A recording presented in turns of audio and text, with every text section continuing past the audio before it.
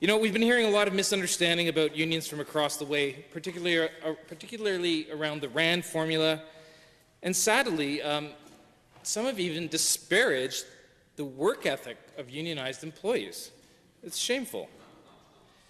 And they talk of union thugs using intimidation to get union cards signed. Well, Madam Chair, during my time as a business representative for the United Utility Workers Association, I didn't participate in recruiting or union drives because the UUWA is not a union that actively recruits. My job saw me focusing on collective bargaining, grievances, and representing people in front of arbitration. But we hear the opposition speaking of people being forced into a union, and, well, Madam Chair, yes, some people aren't happy that they are part of a union, or being part of a union is a term of employment at a place of work.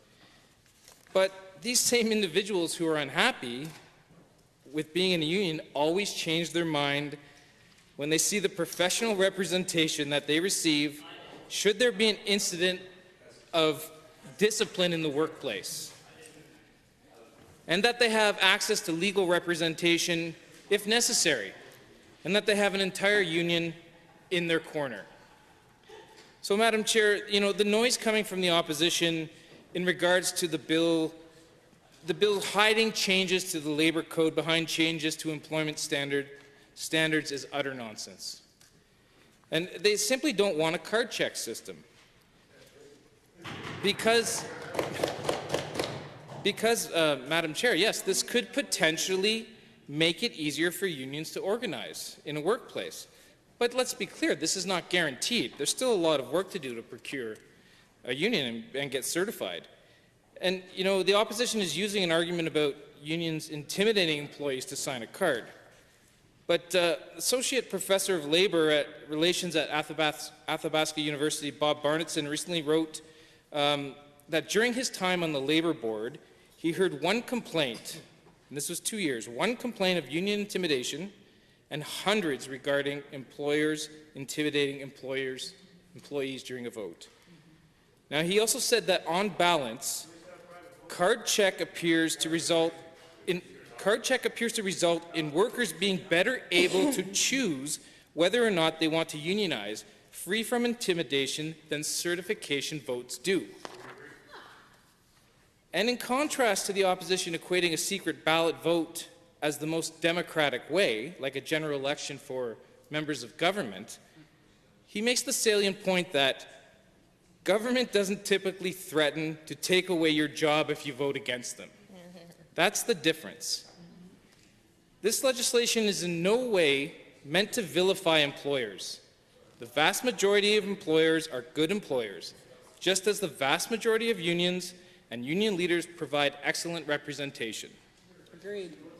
But to Mr. Barnettson's point, an acquaintance of mine recently told me a story about how he and some colleagues attempted to form a union at the company he was working at, and they started by signing cards, and they got 75%. And on the subsequent secret ballot, the vote went down to 55%. Now, trying to get a first contract proved impossible, as we were talking about earlier, how important first contract arbitration is. And there was even a union buster brought out from Toronto, Madam Chair, a professional union buster. Now, perhaps there's a line of work for some of our opposition members who don't fit in with the UCP. Anyhow, this union buster was successful in getting meetings with employees behind closed doors before and after the vote. And he employed many devious tactics and intimidation, bringing the vote down and ultimately crushing the hopes of forming a union in that place of employment. But what really stuck with me in this story, Madam Chair, was what this union buster actually said after he had accomplished what he set out to accomplish. And it was this: I love Alberta. I can do whatever I want and get away with it. Shameful. Is this what the opposition calls the Alberta advantage? And this is why they oppose the card check system. They even oppose the very reasonable middle ground being presented in Bill 17. But nothing is perfect, Madam Chair. We understand that. but Bill 17 makes life better for all working Albertans. Agreed.